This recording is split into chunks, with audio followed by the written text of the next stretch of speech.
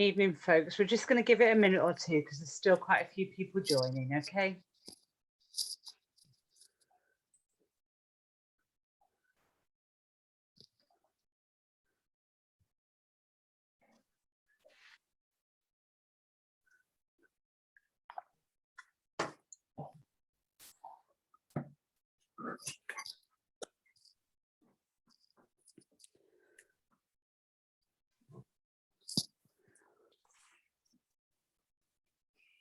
Okay, let's get started then. Welcome everybody to this, our Facebook Live event. 13 days now left to win the ballot. I'm Fran Heathcote, I'm the president of PCS, and I'm really pleased tonight to be joined by a number of great speakers. A really big warm welcome to Richard, our interpreter. Richard is here to make sure that the event is accessible as possible. And whether you're joining us on Zoom or on Facebook Live, you're all very welcome. And it's hopefully a really important meeting that we're going to have, and a discussion about making best use of the time that we've got left. And I'm really pleased, I think, that we're doing this on International Women's Day. And I want to give a shout out to the PCS staff behind the scenes. You are 8 PCS female staff involved in tonight's event. So we are obviously women doing it for themselves there, and making sure that our event runs smoothly. As I say, the ballot is in full swing. People will know that it's due to end on the 21st of March, which, as I say, gives us exactly 13 days to deliver the absolute best result. And clearly a lot of tonight is about hearing about where we are and how we're getting on, but also hearing from people that have been able to successfully contact members and engage members in the ballot, and it'll be really important that we learn some lessons from them. If you want any shout outs from your branch, send your messages via the admins to myself. Don't message me directly because I won't get those. But if you have anything that you either want to raise as a question or a comment, or that you want to give a shout out from your branch about, just send that via the admins on the chat there, and they will filter all those through to me, and we'll make sure that I can get to as many of those as possible. It won't be a long meeting. We intend to do as much as we can within about an hour, but obviously we want to make sure there's plenty of time for your contributions, but also to hear from our great range of speakers. I mean, clearly we are pushing very hard to ensure that we are able to deliver, that we have as big a turnout as possible, and that members are really engaged in our campaign. So to outline what's happened so far and how we're doing and what we need everybody on the call to do, I'm going to introduce our first speaker, who probably needs no introduction. He's our General Secretary, Mark Serwotka. Over to you, Mark, and hopefully you'll be able to outline the campaign. Thank you.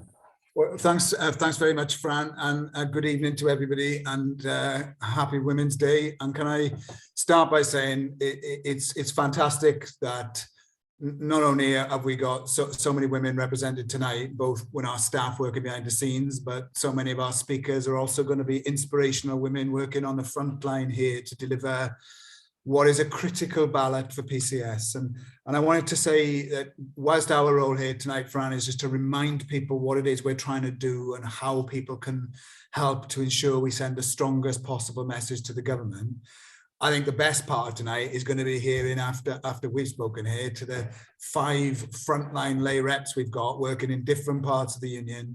And the aim of hearing from them tonight is to be inspired, because we're going to hear tonight what people are actually doing, what's working, and the point of that is that everybody sees what others are doing and can deliver and is inspired. So I want to thank people in advance for the work that they've done, for the contributions that we are about to hear. And the real point is to recognize that we've still got sort of 12 and a half, 13 days to go in the ballot. The overwhelming bulk of people that we're balloting are balloted by email. Therefore, we still have plenty of time in this ballot to record the biggest possible vote, to send the biggest possible message to the government. So it's probably worth just reminding ourselves right at the get-go, what are we doing and why are we doing it?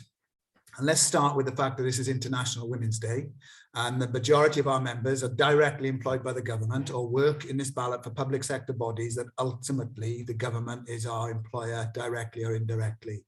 And yet we have a huge gender pay gap for the people that we represent who work for the government. We still have a huge race pay gap. We have a disability pay gap. We also have chronic levels of low pay, huge amount of membership who are having to claim benefits to supplement low pay. We have chronic issues of pressure, understaffing, and loads of real-time workplace issues that our members are currently having to deal with. On top of that, we have pensions being robbed that disproportionately will also affect all of those people who currently are not receiving the correct rate of pay. If you are now the victim of a gender pay gap, you will be the victim of a pensions pay gap. That's the reality that is based on your sex or your disability or your race. So unless we are successful in this campaign, what we are going to see continuing for having the pleasure of working to deliver frontline public services is we will not be paid enough, we will not be paid fairly, and we will be getting discriminatory remuneration because the government has got away with it up to now, and it will believe it can carry on getting away with it. So we have to remind ourselves that what we're trying to do here is turn around the most unfair and discriminatory treatment imaginable, and that the only way at the moment that we can increase our bargaining position and force the government to do the right thing is to record a huge yes, yes vote in this ballot and smash the 50% threshold, not just nationally, but in every single employer we represent.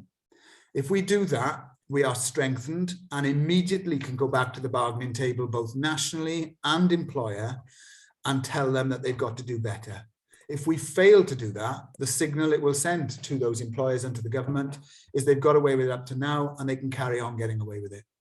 Now, all of this would be relevant in any year or any other time, but it is doubly more relevant when we face a historic cost of living squeeze on our members and working people across the UK generally, that not only is appalling as it is, but is likely, because of the tragic world events that we see currently in Ukraine, to get worse and worse for the working people that we represent and PCS members. If we start with where we are today, the latest inflation round tells us that the retail price index, the inflation measure that we used to use in pay bargaining, is now a fraction under 8%. Let's just sit back and digest that figure for a minute. It means unless we were to achieve an 8% pay rise, we are already going to be worse off this year than we were last. We've already had 11 years of pay rises in reality that have not kept pace with the cost of living. But this one particular year, that is going to be horrendous. Now, that doesn't even begin to take account of the fact that RPI is currently nearly 8%, but the national insurance rise is about to kick in from the 1st of April. The pensions overpayment of 2% for everyone, and in some cases more, is going to continue indefinitely. And all of us are waiting for council tax bills to rise. And since we had our last Facebook Live meeting, Fran, we're already being inundated with communications that tell us people have already started receiving their energy bills, their new estimates as to what those bills are. Speculated today that the average price for the UK household will rise as high as £400 a month. Now, this is as we sit here today. The crisis because of the events in Ukraine, and I think I would want to say that tomorrow, Fran, the National Executive Committee hopefully will agree a statement that will give our full solidarity to the people of Ukraine who are suffering a barbaric invasion and assault on their country, and we want to send our full support to all those affected. But one of the consequences of all of that is that it is predicted that energy prices might even rise very rapidly during the year itself. So for a PCS member and their families currently, we know that things are already desperately difficult, but everything tells us they will get worse. We also know that the government has made it pretty clear that they have no intention whatsoever of putting our pensions right and giving us back the money that they've robbed from us, or giving us a pay rise that will get anywhere near just the level of inflation, let alone everything else. So I hope everyone on the call and everybody that you work with or know all start from a position that what we're asking for is entirely justified. A 10% pay rise will not transform our lives to suddenly mean that everybody will feel well off. They will give us a pay rise that in reality will give us a modest increase in real term standard of living. Putting right the pay systems that discriminate against women, Black people and disabled people is something that we absolutely have to do. Getting equal rates of pay, whether you work in any civil service department in any part of the UK, is an essential demand that should level us up to the best terms and conditions, not currently see tens of thousands of our members not even getting paid what they should in comparison to other members elsewhere. Putting right the pensions robbery does not just mean that people will get back on average over £500 a year backdated to April 2019, but it will set us on a way of ensuring our contributions are fair into the future with pensions that people can look forward to with some level of belief that they will provide some security in retirement. So what we have asked for and what we deserve is right, fair and just, but we are not going to get it from this government unless we can force them to change tack. Hence why we're having this consultative ballot. And as we've said last time round, Fran, the consultative ballot in effect gives us the opportunity to use it as a dry run for any legal strike ballot that we may need to have in the months ahead. It gives us the chance to recruit more people to the union, get more people active, but critically allows us to be prepared in the knowledge that if we're forced to ballot for a strike, we can be confident we can win. But the other thing, of course, it does is it allows us to turn our feeling of unfair treatment, betrayal, and essentially have an employer who doesn't seem to care. It allows us to say to them, it is not just union reps and negotiators making this case. You, the members of the union, are sending a signal to whoever you work for, whether that's an employer who employs 50 PCS members or one that employs 50,000, we're sending them a clear message they've got to do better. And across the board, it allows us to go to Rishi Sunak, Boris Johnson and the rest of them and make it clear that we're not going to put up with it this year. Final thing I wanted to say, Fran, and I think this is important for all of us, is also what we're doing is giving us the opportunity to not just improve our position and send a signal to our employers, it will also help all of our colleagues in other parts of the public sector, whether they work for councils, for colleges, for schools, or in the NHS and everywhere else, that if we can do it, it inspires them to do the same. And that gives us the best chance to not just have a PCS battle with the government for fair treatment, but to broaden that out to ensure all public sector workers are given what they truly deserve. So that's why we're asking for what we're asking for. That's why we know this is the chance to send a signal. So where are we now that we're 3 weeks in and we have 2 weeks to go? Well, obviously the beauty of a consultative ballot and the methods that we put in place allow us to track how we think we are doing. It allows members to tell us whether or not they voted, and it allows our reps, and I want to thank those reps who have engaged with this, including the ones we're about to hear from, to use our organising apps and ask members so that we can understand who's voting. And what I want to say from that is that I think we can say with absolute confidence, there is not a shadow of a doubt that the people who will vote yes to support the claim and yes to be prepared to take industrial action will be huge. I am absolutely confident we're going to deliver huge majorities for both questions. The real issue for us is whether we will get to the 50% turnout and whether we will do that across the board. And from that, let me say to you that at the moment, I have to say that what we're getting back is very strong levels of support and some fantastic results in some areas, but in other areas, less engagement than we would ideally like to see. And the purpose of tonight is not for anyone to point a finger and say, come on, pull your socks up. It is to be inspired by the people you're about to hear from as to how they're doing it, and to remind ourselves why we deserve what we're asking for, and to make sure that we use every day that we have left to talk to anyone we know, any colleague, anyone who's in PCS, to make sure that they voted. It is to make sure we still ask people to join our union. It is to make sure that you volunteer if you can for Call Hub, and to put a call out there now that on Saturday of this weekend, we're designating it Super Saturday, where we're trying to make a massive effort to contact all of those members who have yet to tell us that they have voted.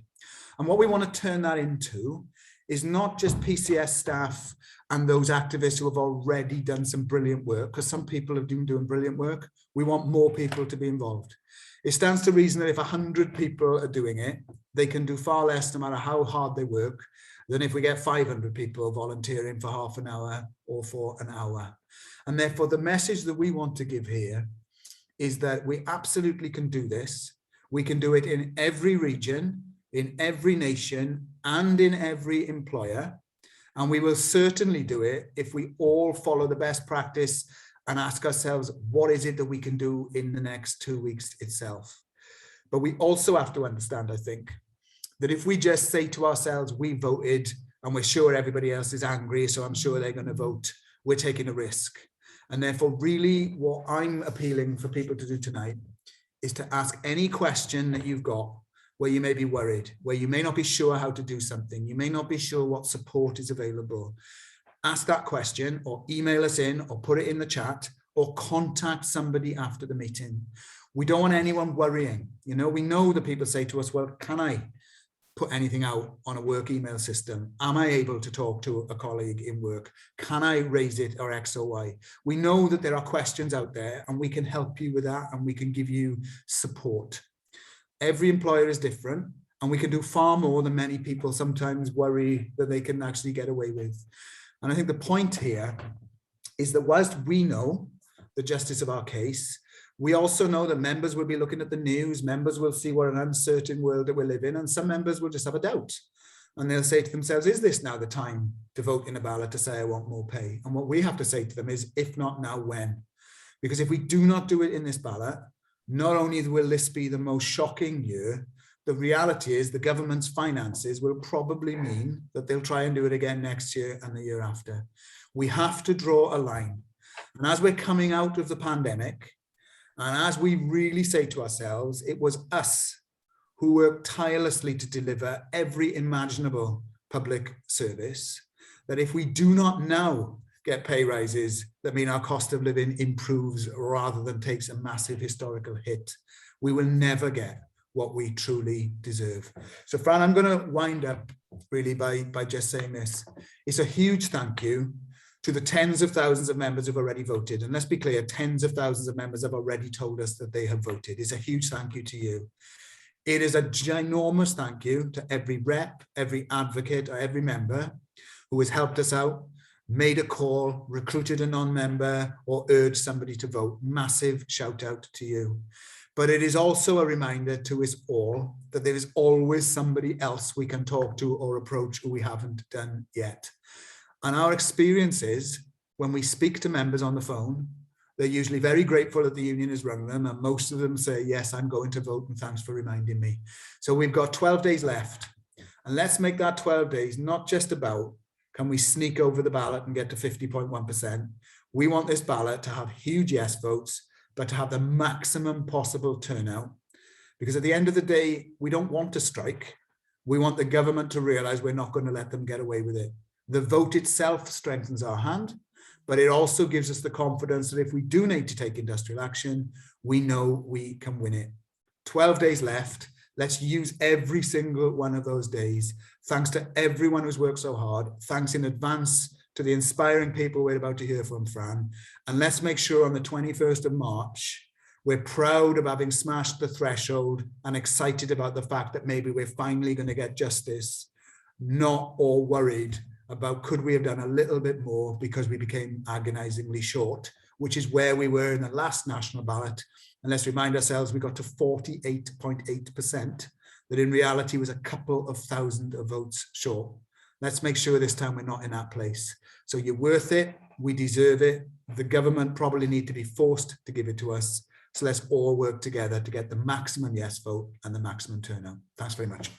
That's great. Thank you very much, Mark. Just to be clear about how we're going to do this, I'm going to call in each of our speakers in a moment to tell you a little bit about what they've been up to and how they've been successfully engaging with members. And then we'll turn to all of the questions and comments that we've got coming in. So if you haven't sent your question or comment yet, you feel free to keep them coming, and we'll get through as many of those as we can. But I just want to turn, before we do bring our speakers in, to a few other shout outs that I've received. So Mohammed Shafiq says solidarity from the National Black Members Committee, and from the National Black Members Committee Northern Region, Anil Kulas also says solidarity. Solidarity from the Office of National Statistics Newport branch, solidarity from the ONS, oh, that's coming again. Solidarity from Home Office South East England branch, that's Pete Wright. Solidarity from DWP Tyneside and Northumbria, that's my branch. And Happy International Women's Day. Solidarity Comrades from the DWP group, that's from Martin Cavanagh. Solidarity from PCS Revenue and Customs Cumbernauld, who are encouraging a yes vote. And solidarity from the City of Sunderland. So that's a really good batch of shout outs to get us all started. And with that, I'm going to turn now to our group of speakers. So our first speaker, I'm really pleased to welcome Caroline Oliver from the DFT in the Southwest. So Caroline, over to you. Hi, I've had a bit of a technical issue, so I've had to change rooms, so it's not the background I was hoping to have. So fingers crossed I don't lose connection again. Yes, just to let everybody know how effective activists, reps, using things like Call Hub Centre. It's very good. I work for Driving Standards Agency, and you might be aware that in the past we got a vote of nearly 80%, got members nearly 80% to vote against our campaign, and it was a fantastic way to get people. The Call Hub is essential to get the message across to all the members. If you have spare time, the timing to use on the Call Hub is between 6:30 in the evening and 8 p.m. Anybody that I've spoken to in the past, nobody's upset to speak to us, nobody's angry, they're very happy to speak, and generally you have a quick conversation with them, and it hub, because you can see how many calls you get, and there's a so if you can get to see the branch organizer, I can see who my members are. I've been using, as stated, the works email because we're entitled to use it. I've been making phone calls, and the more people that get involved, the more likely you are to get to the membership to hear from PCS. Just checking anything else on my notes. When you do the Call Hub, if you are interested in doing it, it's very, very easy. You don't get charged for anything. You've got a script to read from.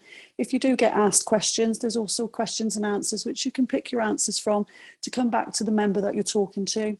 You can mark off on the Call Hub that you've made the call, and if they're going to vote, you just click the button, ever so easy, just click the button, and then that person is marked off the Call Hub so they don't get pestered with too many calls. And at the moment, I think the last count is there's 1,800-ish calls left to do. So as they've mentioned, Super Saturday, if we can get as many activists, reps on the Call Hub, it's ever so easy.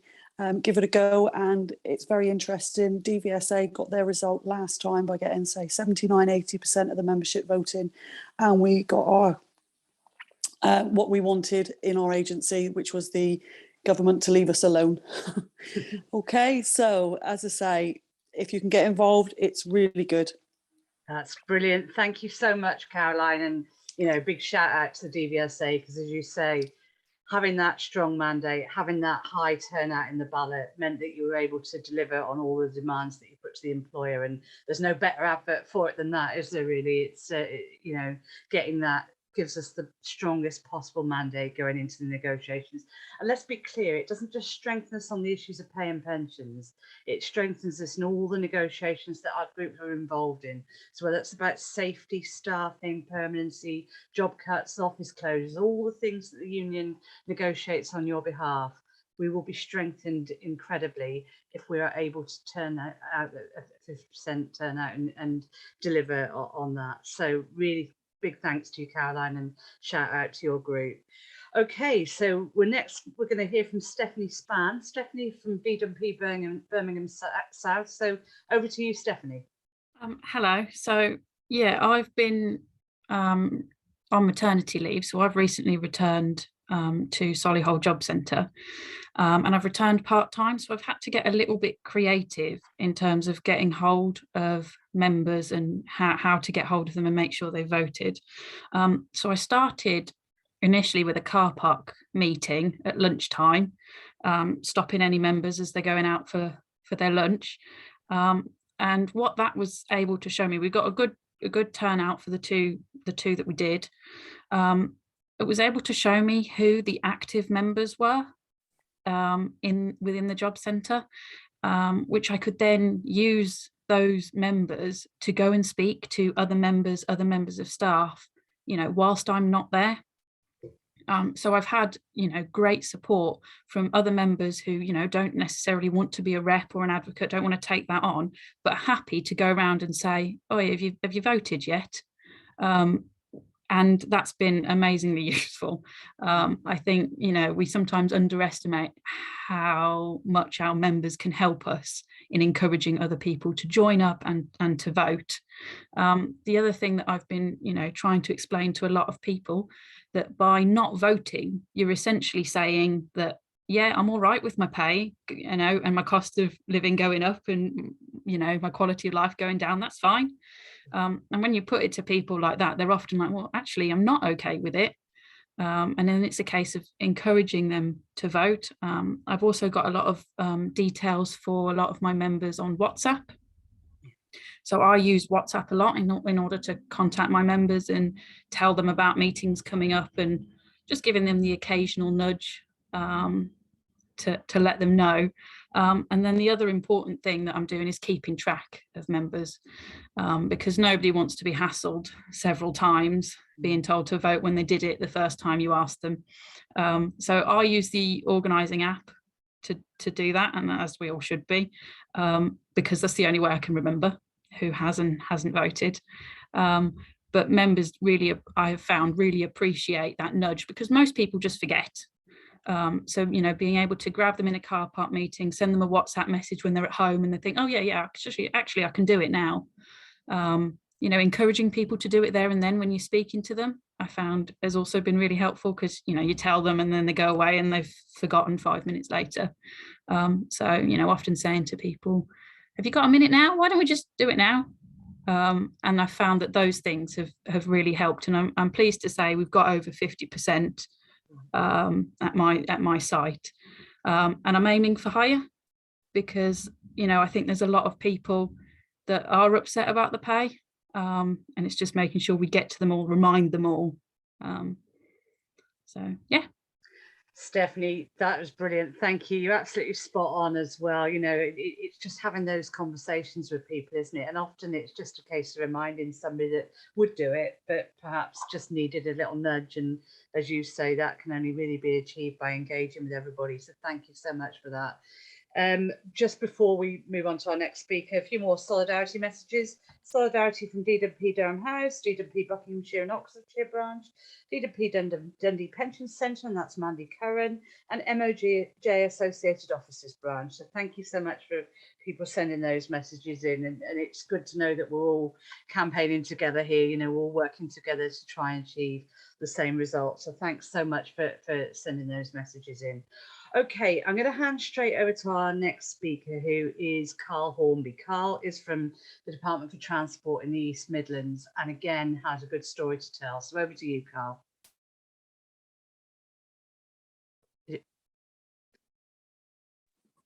Try again. Hi all, good evening. I thought I was instructed that somebody would unmute me, but never mind. Idiot's guide, and I failed. So I know it's hard to believe, but I'm actually of pensionable age. Who'd have thought? What people tend not to realise is non-consolidated pay affects your pension, and my pension stagnated and literally hasn't moved from 2009 to today. I haven't broke the 11 grand threshold. I've stayed at 10 grand something for those 11, 12 years.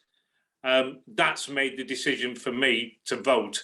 I use that as an analogy and pointed out to all the youngsters out there who mid-20s, mid-30s, mid-40s, the pension's something that goes on in the background. In our branch, we've literally divided and conquered. i.e. we've split the membership up. We have 3 employee bargaining units, we have National Highways, we have DFT, we have DVSA. Yes, I use the Works IT. Why wouldn't I? I'm allowed to. Am I doing anything disruptive? No, I'm doing an equivalent of the American State of the Union, but it's a state of the PCS Union. How badly affected are our members? Do they realise their lack of consolidated pay affects their pensions? Do they deserve more? And the answer to most of it is yes, yes, and yes. We're only asking 2 yes votes. As per the last speaker, you need to be all over the app like a rash. If you're not, you'll start pestering people who've already acquiesced, who've already voted. But if you do so, it only gives a quick apology, get straight on there, update the app, fire a message back. I've updated the app. Hopefully nobody else will bother you. We need to be all over this. And yes, our East Midlands branch has exceeded the 50%, but it's exceeded it by the skin of the teeth. Is that suitable? Is that acceptable? No. If we get to 99.9%, then I reckon we can rest on our laurels. Until then, keep messaging, use every means. I'm going to a national enforcement conference tomorrow, and I'll probably be in for a bollocking once I've started expressing my, have you done your PCS ballot yet? No, why not? Here, have a go on this. So what can they do to me? They can't pay me any less. I doubt that they're going to dismiss me. Get out there, get in amongst the members, talk to the younger members and point out they don't deserve to be in pension penury, which is what I've got to look forward to, unless I get my arse into gear and get paid more. Thank you. Okay, thank you very much, Carl. And, you know, like telling it how it is. And I think, you know, sometimes we do need a bit of that, don't we? I want to just pick up on something that Stephanie said as well about being creative, because whilst it's the case that, you know, people are often a bit nervous about what they can say on official premises, what's absolutely clear is that everybody has, as a trade union, we have the right to consult our members on the key issues of pay and pensions, and that is what this ballot is all about. So as both Carl and Stephanie have outlined, that there are ways of doing that, there are ways of engaging with members to make sure that we get the message out there. So thank you, Carl, for that. Okay, I'm really pleased to welcome our next speaker. It's Viv Perkins from the DWP Nottingham and North Notts branch. So Viv, over to you. Thank you, Fran. It was kind of Mark to introduce me and the other speakers. It's inspirational because that's not how I see myself. Yes, I am the branch secretary, but I'm not the only rep working in this branch. All my reps are actively involved preparing for the ballot, talking to members and asking them to update their contact details. This helped in as much in that many more members have had email ballots rather than the postal, which is obviously easier. We have a reps WhatsApp group. We give constant positive feedback and encouragement, which I think is brilliant. We appreciate that we all have differing qualities. Some reps are exceptional at talking, whereas others are more comfortable using the app to record what the others are doing. Teamwork. We also have a group of advocates who have a separate WhatsApp group, and they've been very helpful in getting around some of our members and reporting back to us. We've also been using our Zoom license by arranging meetings in lunchtimes and early evenings. Not always very many people turn up, but we've always had somebody turn up that we can talk to. If you listen to some of our younger members who are struggling to get a mortgage, listening to our members who are having to choose between eating and heating, listen to our members who are using food banks, it's a no-brainer. DWP have now negotiated a 1-hour facility for members' meetings. I've arranged 4 meetings. I spoke to the district leader and said, I'm sure you don't want all your job centre staff coming out for 1 meeting. I'm going to arrange 4 over the next few days. Does that work with you? And obviously it's beneficial for the business. So thank you to the GC for that. Otherwise it would have been more Zoom meetings of an evening. Yes, we're using the app. It is so easy, and all I can do is say, keep going. We will get there. Viv, that's brilliant. Thank you so much. And I think you're absolutely right to give a shout out to every single rep that in your branch that's doing the work. As you say, it's not about a handful of us, is it? It's about the sort of army of volunteers that we can muster that are all working together. So that's really great. Thank you.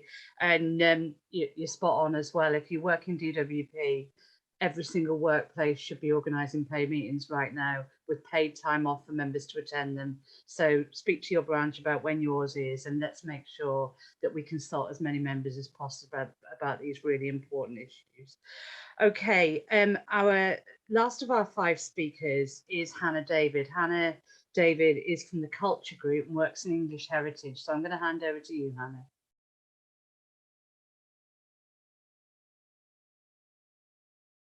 Can we just get Hannah off mute? That's it. Thank you. Hi, thanks, Fran. As I say, I'm from the culture sector, and we've had a bunch of people in the culture group working together to do Call Hub. I won't talk about the different apps that we've got and all the things that are really helpful.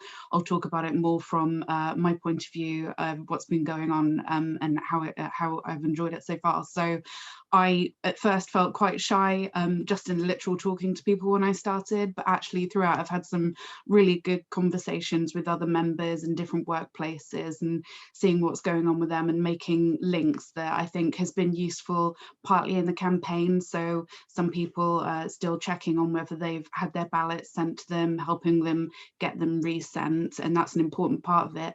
But I think really the kind of organising element of talking to members, especially in the culture sector, where some of them are working quite remotely and might not be having the same level of contact as they would like to have and as they would often have. So I've been having some really valuable conversations that I've enjoyed there.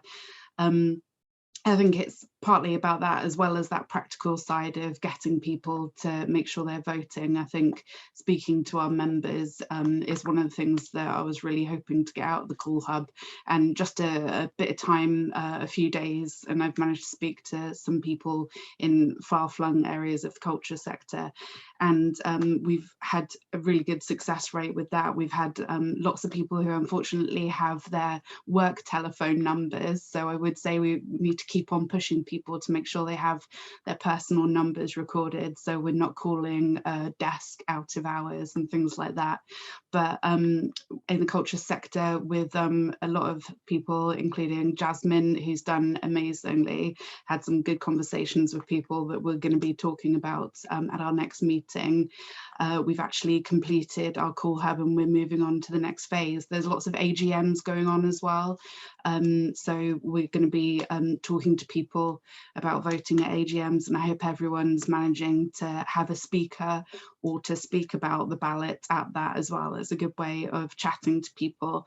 And this weekend on Super Saturday, I'm lucky enough to be in contact with some of the people in the EFRA group as well. So I'm going to give a go at calling them, because I know that they face a lot of the same concerns as people in the culture sector, a lot of people who are in much smaller workplaces and much more isolated. And I think that's the thing, members do want to talk to each other, they do want to talk to their unions. So if you feel a little bit shy calling someone up and introducing yourself, everyone's just been friendly and they've talked about stuff and, you know, different levels of knowledge and enthusiasm, but everyone's just been really kind. So from a personal point of view, I would highly recommend joining in Super Saturday or whenever you've got a bit of spare time.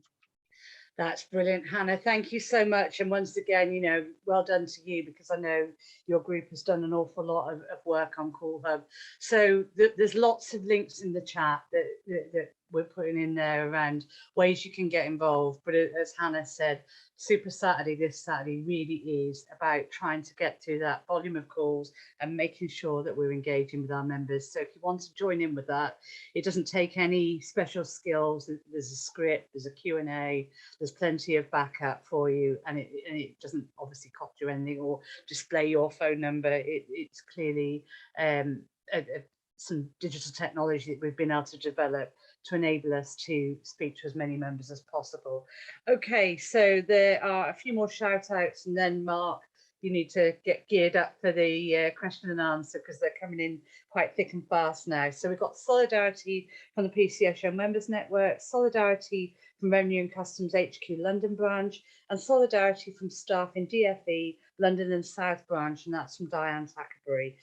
Solidarity from South Shields Job Centre, that's Diane Richardson, and solidarity from DWP Wirral branch. Solidarity to all PCS women on this, our International Day of Celebration. We are more than 50% of our union. Let's get voting and smash this ballot. And that's from Angela Grant. So thank you very much for that, Ange. Phil Evans is here from the DVLA, and I'm going to read out your message, Phil, because I think it's quite straightforward, but it's actually really important. Phil says, I found that if anybody is wavering about voting, just ask them 3 questions. Do you need a pay increase? Do you want a pay increase? And do you deserve a pay increase? You will get 100% yes in response, and then just say, if that's what you believe, then please vote. And really, we couldn't put it any simpler than that, could we? You know, there's nothing there that I think people will disagree with in terms of the need to, if you want to see that increase, then the best way of getting that is clearly to ensure that everybody votes in the ballot. Okay, so I'm going to turn now to the questions, and what I'll do, Mark, I'll ask 2 or 3, bring you in, and then see how we get on. So first question comes from Nina Peacock, and Nina says, are we on target to meet the 50%? And actually, Mark, what might be helpful is if we deal with that one first, but just alongside that, Stephen asks, how do I vote? So probably those are quite straightforward questions in some respect, but they're ones that hopefully we can answer quite simply. So if I hand over to you to deal with those first. Okay, so thanks very much. So at the moment, if I would say it's touch and go as to whether we will get to the 50%. It is clearly well within our reach. We still have the capacity to sail way past it. But we also have the capacity to be agonizingly close in the 40%. So, you know, my take is actually all of the things that you heard from those fantastic 5 speakers are the things that people need to consider doing. So, yeah, you know, I hope that's just an honest answer. So we can definitely do it and sail past it. But that does require us to all put, you know, to do the things that we've heard about tonight. How do I vote? So obviously for Stephen, it depends whether we've got Stephen's personal email address and whether he'll have had an email ballot or whether he'll have had a postal ballot. What I would suggest, if Stephen's not sure, is to put a message in the chat and we will look out for you, Stephen, and get back to you. But if you're on our personal email, you'll have had an email. A reminder went out on Friday. So if you haven't had either of those, it probably means that, you know, we haven't got your email details.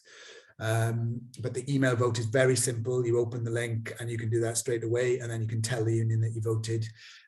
If you are a postal voter, we have posted you a postal vote, and you have to return that. So if you're not sure, Stephen, which category you're in and that you can't find an email or a letter, contact us straight away and we'll sort it out for you. Brilliant. Thank you very much, Mark. The next question is from Agnes Steele. And Agnes, I'm guessing you're in the DWP, who says, I would have said that the pay system discriminated the people who, due to their own personal circumstances, opted out. And it does feel like betrayal. So Agnes is obviously referring to the DWP employee deal. Clearly, at the time, so back in 2016, when the deal was negotiated, we negotiated the right for every single member that chose to opt out. But obviously with that opt out came consequences and didn't attract the same level of pay increase. You'll probably be aware, Agnes, from messages that Peter Schofield has been putting on the DWP intranet, that there is a discussion ongoing with PCS right now about an amnesty, if you like. They don't call it that, but basically the opportunity for those who opted out, who feel that perhaps they should have made a different decision, to review that decision and opt in.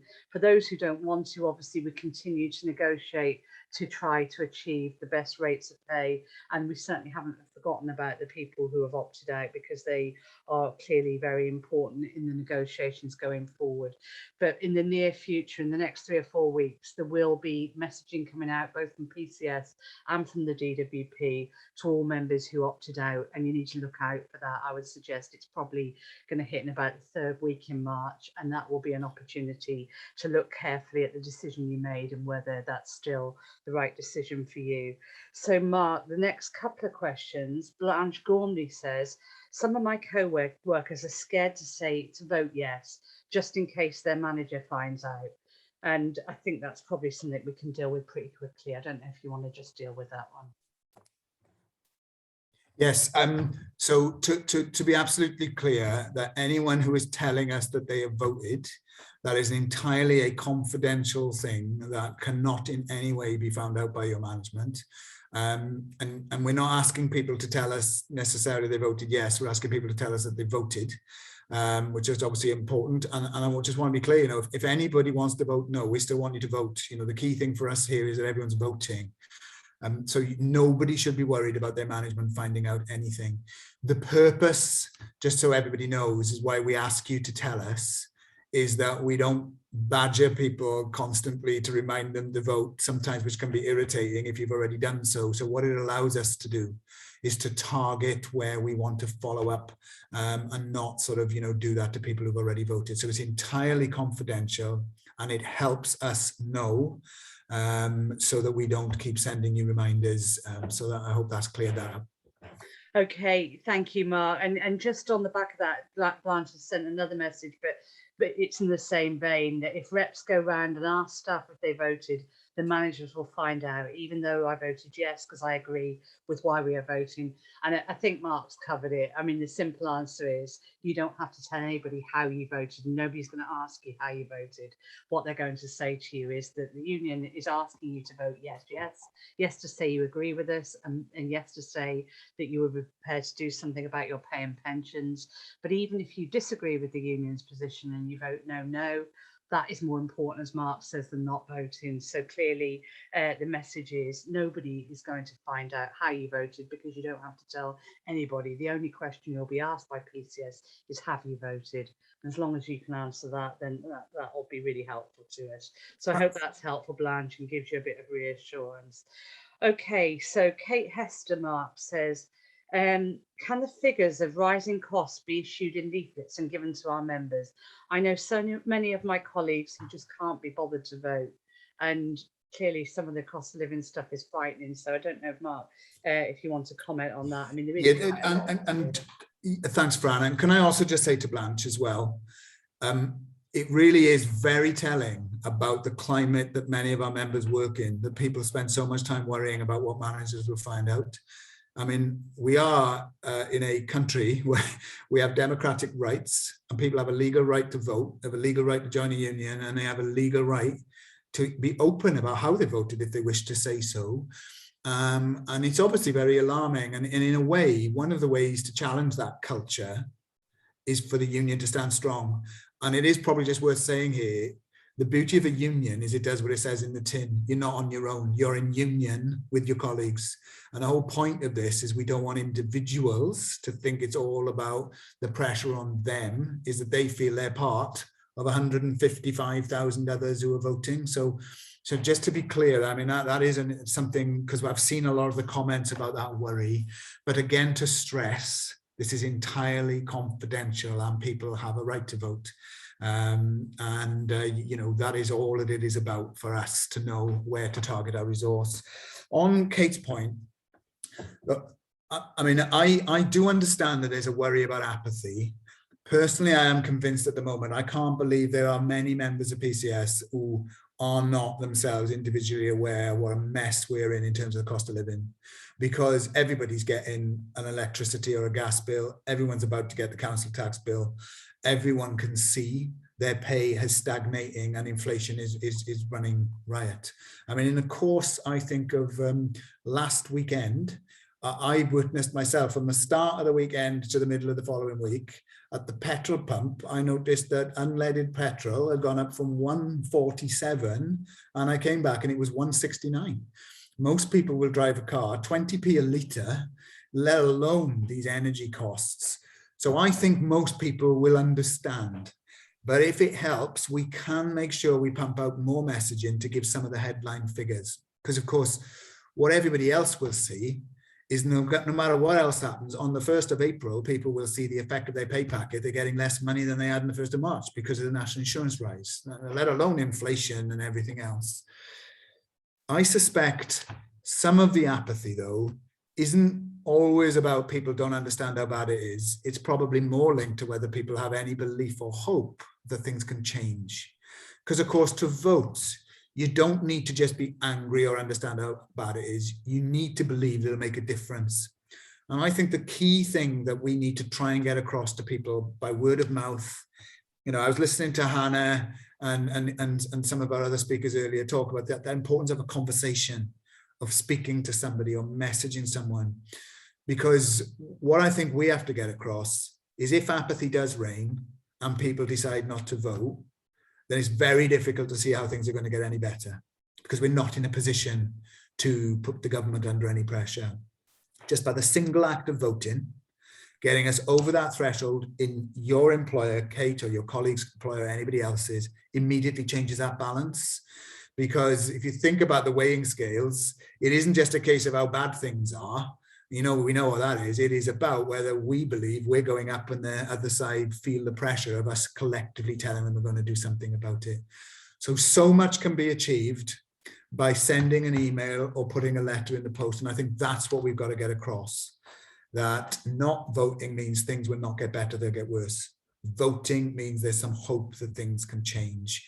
And the final thing that I would want to get across is wherever people work at the moment, just imagine how the government would feel if suddenly they thought that in that employer or across the whole of our union, we could start withdrawing labour, doing action short of a strike or taking industrial action. It would be cataclysmic for the government. You know, we know, I can see Phil at the corner of my eye, you know, we know the lengths of what people have recently been going to in places like DVLA, because they can see the backlog there and they know the pressure. Think about the Home Office currently being in the eye of the storm. Think about the DWP as a cost of living crisis bites about more and more people who are going to need support, let alone the national minimum wage, the furlough scheme, transport. You know, we are pivotal to culture, to people's means, their income, to their safety, their security, and the justice system. And the government knows that. So, you know, the message I hope we can get across is for every apathetic decision not to vote, Boris Johnson and Rishi Sunak know that they're safe to carry on treating us as badly as they have. Every vote we get gives us a chance of turning that around. And certainly I know our communications experts and professionals are on the line tonight. Fran, if we do take from Kate's thing that there's a case of trying to put more stuff out on the web and through social media or anything else about specific cost of living stats, we'll see if we can do that as well. Brilliant, thank you.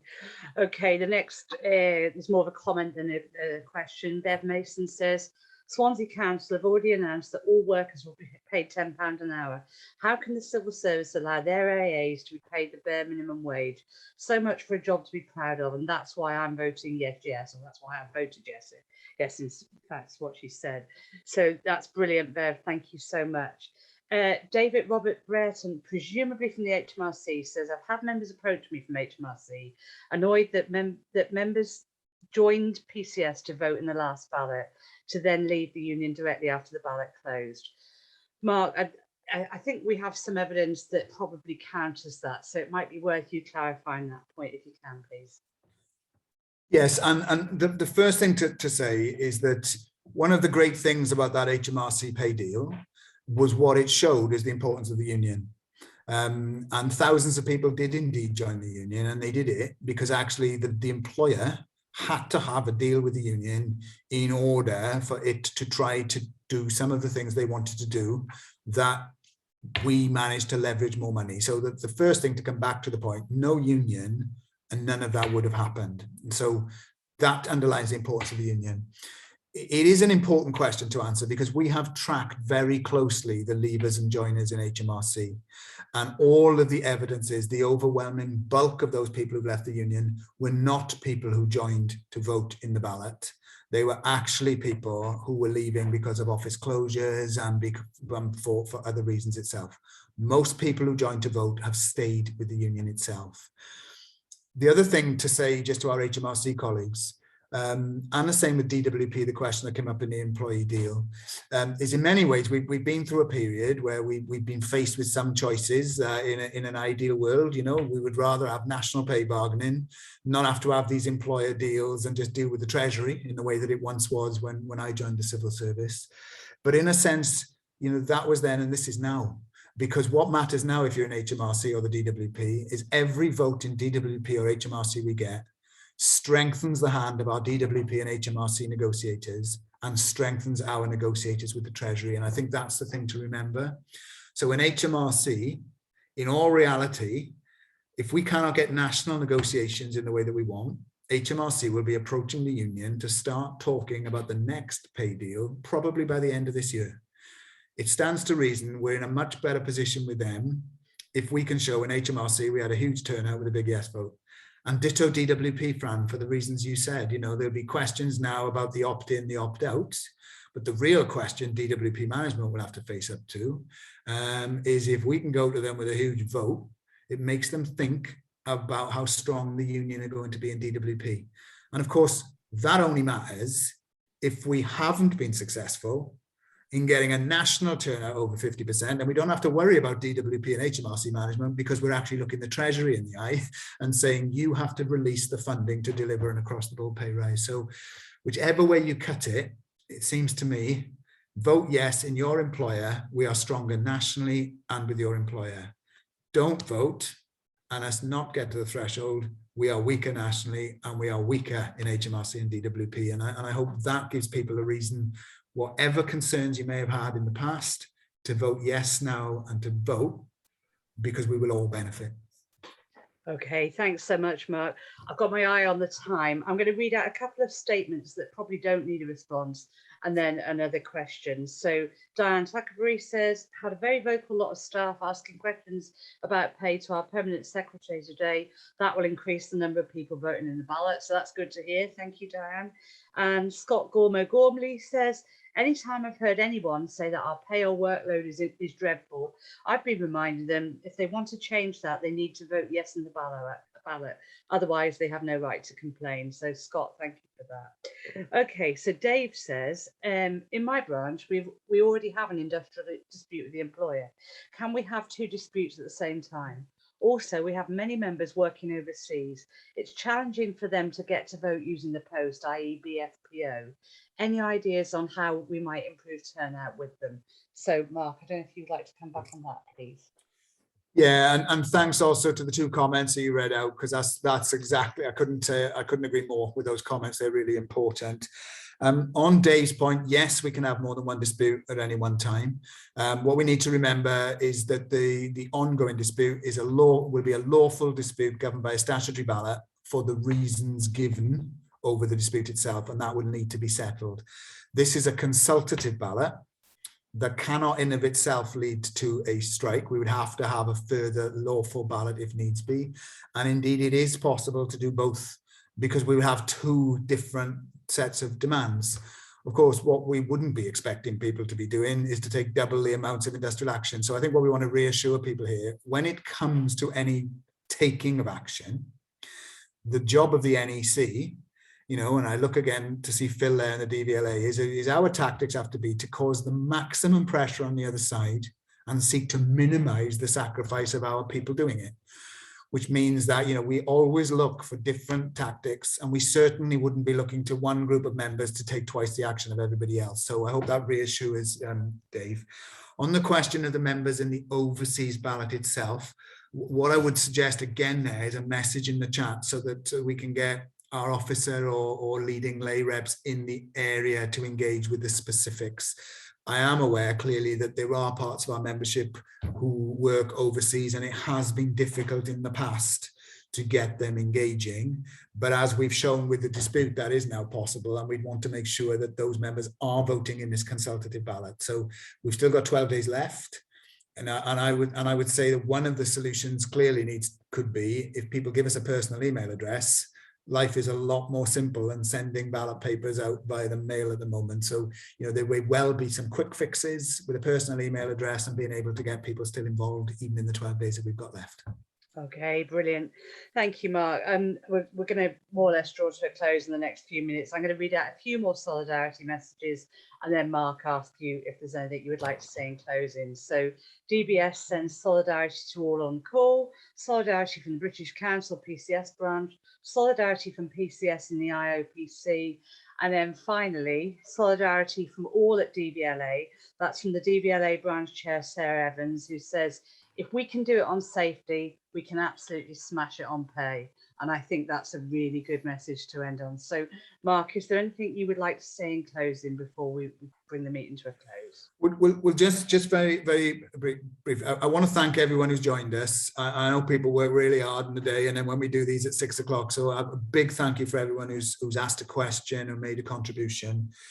I also wanted to thank all our team behind the cameras here, Fran. Our staff have been working incredibly hard doing this ballot, and incredibly hard tonight. So I want to give a big thank you to them.